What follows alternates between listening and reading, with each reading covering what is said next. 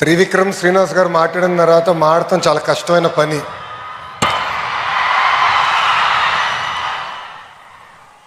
Today marks a proud and historical moment. We are here to celebrate the 100 glorious years of Andhra University, a great institution of learning. Andhra university ఒక institution మాత్రమే కాదు, అలాంటి వాళ్ళకి ఒక emotion. It lives in the hearts of generations. It is my privilege to extend a warm welcome to our Honorable Vice President of India, C.P. Radhakrishnan Garu. Sir, your life of service, integrity continue to inspire next generation leaders. I also extend a heartfelt welcome to the Honorable Governor of Andhra Pradesh and our beloved Chancellor, Sri S. Abdul Nazir Garu. Sir, your guidance to me personally means a lot. Your support has really enabled us to transform our state universities, and I'm equally privileged to have with us a legend who lives in the hearts of millions, Shri Sachin Tendulkar ji, a symbol of discipline, dedication and excellence. From the first time I've met you to meeting you again today here, your support to Andhra Pradesh and your motivation to lead from the front means a lot to me personally, sir. And there is another legend amongst us, that is none other than our Honorable Chief Minister, Shri Nara Chandrababu Naidu Garu, whose vision continues to inspire next generation leaders like me and to the youngsters sitting in front of us. And your strength is our foundation for the future of education. And I've always been told to treat people the way you want to be treated, especially when they are in trouble. One person who has stood always by me during my lowest time to my highest time, Shri M. Venkaiah Naidu Garu, your support personally means a lot to me, sir.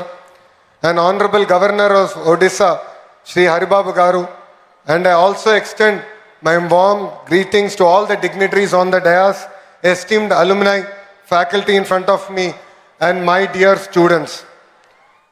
2014లో రాష్ట్ర విభజన జరిగింది.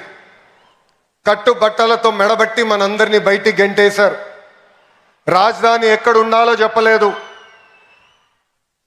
ముఖ్యమంత్రి గారు కూర్చునే కనీసం కుర్చీ లేని పరిస్థితి. సచివాలయం లేదు, అసెంబ్లీ లేదు. అలాంటి పరిస్థితుల్లో మనం మన ప్రయాణం ప్రారంభం చేశాం. కానీ ఆ రోజు మనకి 2 బ్రాండ్లు వచ్చినాయి. ఒకటి ఆంధ్ర యూనివర్సిటీ, రెండోది మన బ్రాండ్ చంద్రబాబు నాయుడు గారు. ఇక్కడున్న మీ అందరు తెలుసు, ఆ రోజు తొలి క్యాబినెట్ మీటింగ్ ఆంధ్ర యూనివర్సిటీలో మనం ఏర్పాటు చేసుకుంటాం జరిగింది. అంతెందుకు భాష ప్రయుక్త రాష్ట్రాలు ఏర్పడినప్పుడు తొలి అసెంబ్లీ సమావేశాలు కూడా ఆంధ్ర యూనివర్సిటీలోనే ఏర్పాటు చేసుకుంటాం జరిగింది.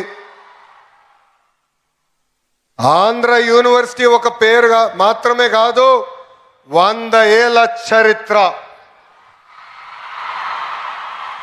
స్వాతంత్రం వచ్చే ముందల తెలుగు ప్రజలు పోరాడి ఆంధ్ర యూనివర్సిటీ సాధించుకుంటాం జరిగింది. మన యూనివర్సిటీ అనేక రికార్డులు సాధిస్తాం జరిగింది. భారతదేశంలోనే వన్ ఆఫ్ ద ఓల్డెస్ట్ యూనివర్సిటీగా ఈరోజు మన ముందల నిలబడుతుంది. భాష ప్రయుక్త రాష్ట్రాల కోసం మనం ఆనాడు పోరాడితే ఆంధ్ర రాష్ట్రం ఏర్పడింది. అదేవిధంగా తెలుగు ప్రజల కోసం ఆంధ్ర యూనివర్సిటీ మనం ఏర్పాటు చేసుకుంటాం జరిగింది. నేను కార్నిగీ మెలన్ స్టాన్ఫర్డ్లో చదివిన వాడిని. కానీ ఈరోజు మిమ్మల్ని అందరూ చూస్తే అసూయపడుతున్నా, ఇక్కడ ఆంధ్ర యూనివర్సిటీలో చదువుంటే ఎంత బాగుండేదని. పక్కనే విశాఖ బీచ్ రోడ్, అద్భుతమైన ఫ్యాకల్టీ. అంతెందుకు ఆంధ్ర యూనివర్సిటీ స్టూడెంట్స్ జోషే ఈరోజు అదిరిపోతాం జరుగుతుంది. మీ జోష్ చూసిన తర్వాత మీకోసం ఇంకా కష్టపడాలి, పని చేయాలి. రాబోయే 100 సంవత్సరాల చరిత్ర మనందరం కలిసికట్టుగా సృష్టించాలని ఈ సభాముఖంగా కోరుతున్నాం. డాక్టర్ బిఆర్ అంబేద్కర్ గారు once said, cultivation of minds should be the ultimate aim of human excellence. Andhra university చరిత్ర వెనుక ఎంతో మంది త్యాగం ఉంది, ఎంతో మంది పోరాటం ఉంది, ఎంతో మంది కష్టం ఉంది. సిఆర్ రెడ్డి గారు మొదటి వైస్ ఛాన్సలర్గా ఒక క్లియర్ డైరెక్షన్ ఆయన మనకు అందిస్తాం జరిగింది. దాని తర్వాత డాక్టర్ సర్వేపల్లి రాధాకృష్ణ గారు వైస్ ఛాన్సలర్గా కూడా పనిచేస్తాం జరిగింది. ఆయన విజన్, ఆయన స్పీడ్, ఆయన కమిట్మెంట్గా ఈరోజు ఆంధ్ర యూనివర్సిటీ ఈ స్థాయికి వస్తాం జరిగింది. ఎంతోమంది దాతలు ఆంధ్ర యూనివర్సిటీ అభివృద్ధి కోసం సహకరిస్తాం జరిగింది. ఎంతోమంది vice chancellor Andhra university development కోసం కృషి చేశారు. వైస్ ఛాన్సలర్స్కి విజన్ ఉంటేనే ఆంధ్ర యూనివర్సిటీని మనం ముందరికి తీసుకెళ్తాం. యూనివర్సిటీని జనరల్గా విశ్వవిద్యాలయాలు అంటారు, కానీ మన ఆంధ్ర యూనివర్సిటీని ఆంధ్ర విశ్వ కళా పరిషత్ అంటారు. It is a blend of pure academics along with fine arts. దీనికే బెస్ట్ ఎగ్జాంపుల్ త్రివిక్రమ్ శ్రీనివాస్ గారు. మన ఆంధ్ర యూనివర్సిటీ నుంచే ఎంఎస్సి న్యూక్లియర్ ఫిజిక్స్లో గోల్డ్ మెడల్ సంపాదించి ఏకంగా ఒక ఫేమస్ మూవీ డైరెక్టర్ అవుతాం జరిగింది. ఆంధ్ర యూనివర్సిటీ ఎంబలం దగ్గర నుంచి కోర్సుల వరకు అన్నీ ఒక స్పెషలే. హైయర్ ఎడ్యుకేషన్లో డిఫరెంట్ ప్రోగ్రామ్స్ అందిస్తుంది మన Andhra university. AU has 68 academic departments with 7 constituent colleges offering 121 undergraduate and postgraduate programs along with other research programs available. AU has 304 affiliated colleges with 85,000 wonderful students, including 1,050 foreign students coming across 56 countries. Andhra university ఆంధ్రప్రదేశ్కి మాత్రమే కాదు, భారతదేశానికే గర్వ కారణం. Andhra university గత 2 ఏళ్ళుగా అనేక ర్యాంకులు కూడా సాధిస్తాం జరుగుతుంది. ISO సర్టిఫికేషన్ కానివ్వండి, NAC A++ కానివ్వండి, NRF 2025లో one of 4th best state యూనివర్సిటీగా కూడా మనం సాధించుకున్నాం. But I will be happy as an education minister only when Andhra University is among the top 3 universities in India and among the top 100 in the world.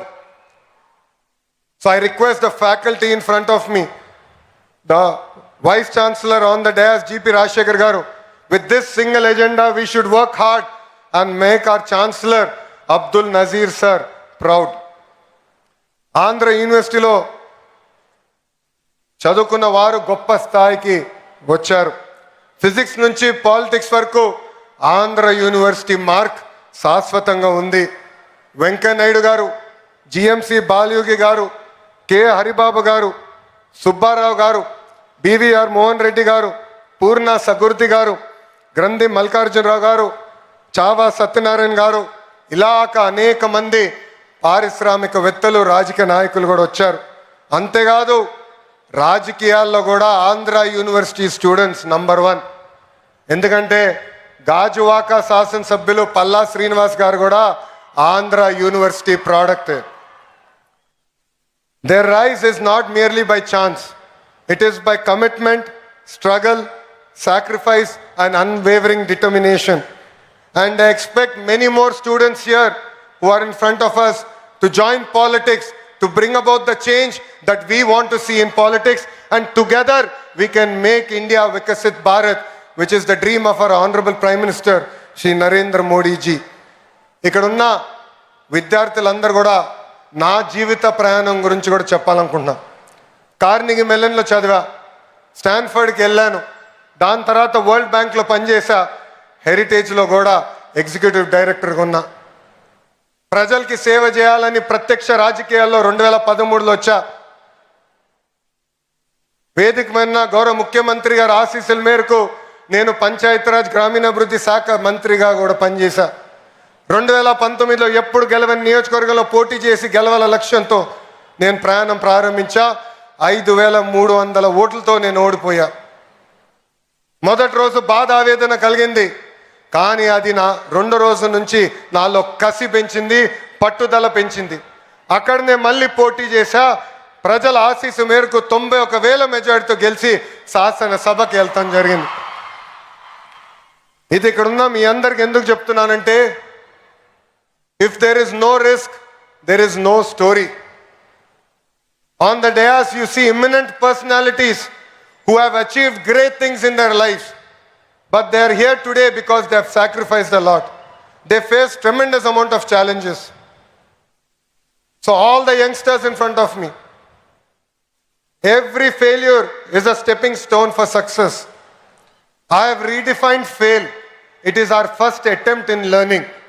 We should take this in spirit.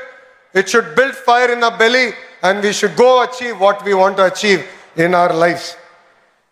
AU 100 ఏళ్ల ప్రయాణం పూర్తి చేసుకుంది. కాలం మారుతుంది, టెక్నాలజీలు కూడా మారుతున్నాయి. అందుకే vice chancellor గారి ఆధ్వర్యంలో మన కరికులంలో కూడా మనందరం మార్చుకోవాల్సిన అవసరం ఉంది. ఇండస్ట్రీ కనెక్ట్ కూడా చాలా చాలా అవసరం. గౌరవ ముఖ్యమంత్రి గారు ఈ సమావేశానికి వచ్చే సమయంలో కూడా ఆయన డిపార్ట్మెంట్ రివ్యూ చేసి చాలా స్పష్టంగా చెప్పారు, ఇండస్ట్రీ అకాడమియా కనెక్ట్ అవసరం ఉంది. కేవలం క్లాసెస్లో చదువుకుంటాం కాదు, కనీసం ఒక సంవత్సరం అన్న ఫీల్డ్కి వెళ్ళాలి, వాస్తవాలు తెలుసుకోవాల్సిన అవసరం పిల్లలందరిపైన ఉందని చెప్తాం జరిగింది. అది నేను డైరెక్షన్ నేను స్వీకరిస్తున్నా. తప్పనిసరిగా ఆ మార్పు కూడా మేము తీసుకొస్తామని గౌరవ ముఖ్యమంత్రి గారికి నేను తెలియజేస్తున్నా. మనందరం చూస్తున్నాం, 4 సంవత్సరాలు మీరు అద్భుతంగా కష్టపడి చదువుకుంటారు, కానీ ఉద్యోగాలు వచ్చేదానికి కొంచెం ఇబ్బంది పడతారు.